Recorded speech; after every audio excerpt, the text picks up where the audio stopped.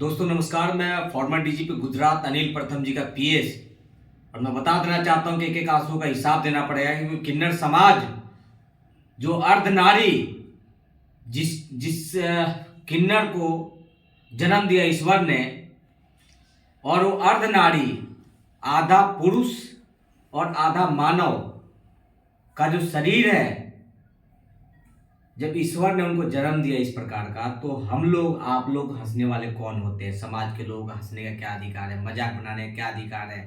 बेचारी कमाती है, खाती है। क्योंकि मैंने देखा इस चीज को, क्योंकि सैकड़ों किन्नर समाज के लोगों को हमारी वजह से मदद मिली है और आज भी वीडियो देखकर बहुत सारे किन्नर समाज के लोगों ने संपर्क किया है। और जब उन्होंने अपना दुखड़ा सुना है, क्योंकि मैं जानता हूं कि इनका ज़्यादा से ज़्यादा मामला जो आता है वो एरिया कब्जाने का मामला आता है और एरिया में डिस्ट्रीब्यूट होता है और बड़ा खेद होता है, बड़ा कष्ट होता है हमको कि आज की डेट में जो वुमेन मेंस हैं, आदमी की बात करेंगे, लिंग परिवर्तन करके और किन्नर बन रहे हैं ताकि ज़्यादा उगाही कर सके, एरिया कब्जा सके, पैसे कमा सके। तो आने वाले समाज के लिए खतरा कहीं ना कहीं, जो किन्नर समाज है अर्धनारी वो खत्म हो जाएंगे, नष्ट हो जाएंगे। क्योंकि जब ऑलरेडी एक इंसान, व्यक्ति, आदमी, महिला ना होकर एक आदमी की बात कर रहे हैं कि जो अपना लिंग परिवर्तन करवा कर और जब सम्मिलित हो रहा है आपके एरिया में, एरिया कब्जा रहा है, पैसे उगाही कर रहा है, तो कहीं ना कहीं कि हम ये देख रहे हैं कि किन्नर समाज धीरे धीरे नष्ट होते चले जाएंगे। तो लोगों से जागरूक करना चाहूंगा कि अपने टीम को गठित करिए, भेदभाव को खत्म करिए, विवादों को खत्म करिए और संगठित होकर रहिए। क्योंकि संगठित होकर रहिएगा तो कोई ऐसा व्यक्ति नहीं है जो आपके ऊपर हावी हो सके। क्योंकि आए दिन थाना पुलिस का जो मामला होता है मैं देख रहा हूं, मैं और पैरवी कर रहा हूं। हमारी वजह से बहुत सारे किन्नर समाज के लोग जो हैं, जो एरिया छिन गया था, आज उनका पालन पोषण भरण पोषण हो रहा है, तो सिर्फ विनय बिहारी की वजह से और डीजीपी अनिल प्रथम जी की वजह से। तो मैं चाहूंगा कि डीजीपी अनिल प्रथम गुजरात, क्योंकि अगर मैं आप लोगों की पैरवी कर रहा हूं, मदद कर रहा हूं, तो मैं डीजीपी अनिल प्रथम जी का मैं पीएस हूं और परिचय दे रहा हूं मैं किसी अधिकारी को, मैं मौके पर जाकर निस्तारण करने के लिए आदेशित कर रहा हूं। तो कहीं ना कहीं खौफ है अधिकारियों में कि अगर हम सुनवाई नहीं करते, अनसुना करते हैं विनय बिहारी जी की बातों को, तो हमारे ऊपर गाज गिर सकती है, थाना से हाथ धोना पड़ेगा, उस विभाग से हाथ धोना पड़ेगा। तो किन्नर समाज की हम इस तरीके से मदद करें और ज्यादा लोगों को मैं चाहूंगा कि किन्नर समाज हमसे जुड़े, क्योंकि एक ऐसा व्यक्ति आपके साथ होना जरूरी है जो 24 आवर्स मदद कर सके, खड़ा हो सके, लड़ सके और बिना भेदभाव के सच्चाई के लिए लड़ सके, जैसे कि हम लोग लड़ रहे हैं और आप लोग कार्य देख भी रहे हैं। बाकी हमारे साथ में दुबई से ओम जी, मैं चाहूंगा किन्नर समाज के प्रति जो है आपका विश्वास, आस्था जो है व्यक्त करें, समाज को दिखाएं। नहीं, जिस प्रकार पहले जैसे आप देख रहे हैं कि एक होता है ऑर्गेनिक तरीके का सब कुछ होता है, तो एक तो हो गया ऑर्गेनिक, जो किन्नर समाज है वो तो ऑर्गेनिक है। अभी हाइब्रिड टाइप के आ गए हैं। राइट। जैसे वो खुद से बना के अपना मतलब उनका हक छीनने के लिए ये सारी चीजें कर रहे हैं जी। तो इस सब चीजों पे गवर्नमेंट को आगे आना चाहिए और खास करके जो लोग हैं, आसपास के जो लोग हैं, जो रियल, जो ऑर्गेनिक काइंड ऑफ जो किन्नर समाज है, उन लोगों को आगे मैं बात तो काटना चाहूंगा, गवर्नमेंट ने किसी का भला किया। मुझे बता दिए कि पुलिस प्रशासन और कानून व्यवस्था और जो सरकार की बात करते हैं, किस गरीब को फायदा हुआ? आज भी गरीब गरीब है, अमीर अमीर होता जा रहा है।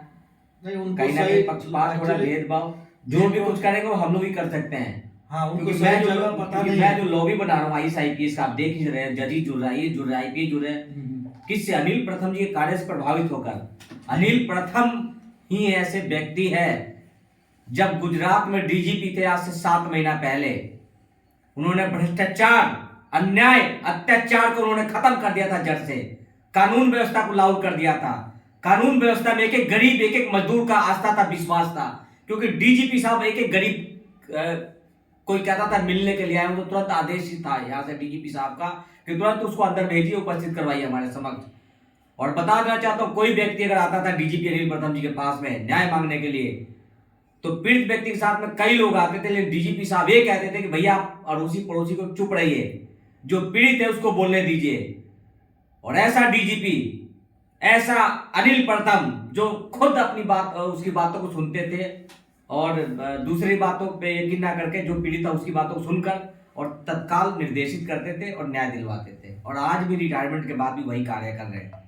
बाकी मैं चाहूँगा कि क्षमा चाहूँगा कि आपकी बातों को मैंने वो टाला। बाकी कंटिन्यू ओमकार जी।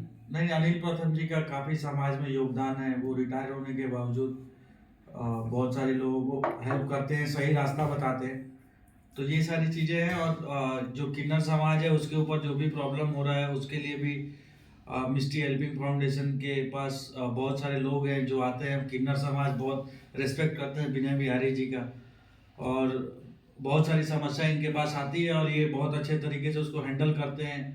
तो उन लोगों के प्रति विनय बिहारी जी के प्रति किन्नर समाज का एक अपना एक श्रद्धा है, भाव है, जो कि पिछले 10 साल से इन्होंने मेंटेन किया हुआ है, मैनेज किया हुआ है सबको, और सबको हेल्प करते हैं, सहायता करते हैं सबकी। बस यही कहना चाहूँगा, मतलब बहुत तरक्की करें, सब कुछ हो, बहुत सारा आशीर्वाद।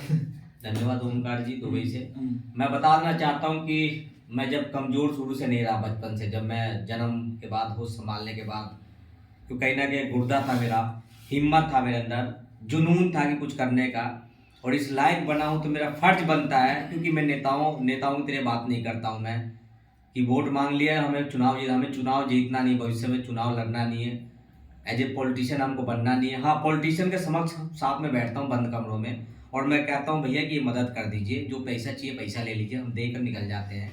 डीजीपी साहब का भी वही हुआ है। डीजीपी साहब को पॉलिटिशियन नहीं बनना है, लेकिन एक चीज़ बात कहना चाहेंगे कि अगर आपकी समस्या आ रही है किसी भी स्टेट में, देश के या विदेश में, तो आप कहेंगे कि उस पॉलिटिशियन से पैरवी करो, तो पॉलिटिशियन भी पैरवी करेगा।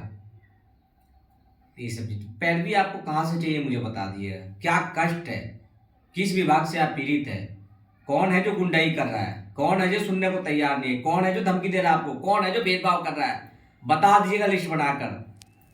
जो हम लोग का डीजीपी और आईएएस आईपीएस का जो लॉबी है और कुछ जजेज का, दिखा देंगे आपको जमीनी स्तर पे कार्य करके, कर भी रहे हैं। लोगों को मदद भी मिल पा रही है प्रतिदिन 15-20 आदमी की। लेकिन कहीं ना कहीं जो कष्ट होता है, जब आंसू को हम लोग देखते हैं, अनिल प्रथम जी देखते हैं, हम लोग देखते हैं, तो बड़ा कष्ट होता है कि कैसे ऐसे, क्योंकि हम देखो किसी व्यक्ति के घर में मौत होती है और आपको आपको आपको तीसरे चौथे व्यक्ति को फर्क नहीं पड़ता है, लेकिन हाँ उसके घर में मौत होती है तब फर्क पड़ता है कि वो क्या क्या गुजरी है, कैसे आंसू निकलता है। दूसरे के दर्द को मैं फीलिंग समझ सकता हूँ, मैं एक एक आंसू, कैसे व्यक्ति रोता है, किस व्यक्ति के पाँव में चप्पल नहीं है, कैसे दर दर भटकता है न्याय के लिए। तो किसी भी संबंधित मामला हो, किसी भी विभाग से, थाना से, पुलिस से, न्यायालय से, तुरंत आप हमें अपडेट करिए। एक वकीलों का भी पूरे देश से हमारे साथ जुड़ रहे हैं, और हम लोग छोड़ेंगे नहीं उस समय तक जब तक पीड़िता को न्याय नहीं मिल जाता, अगर हमारे से संपर्क करता है वो व्यक्ति। धन्यवाद।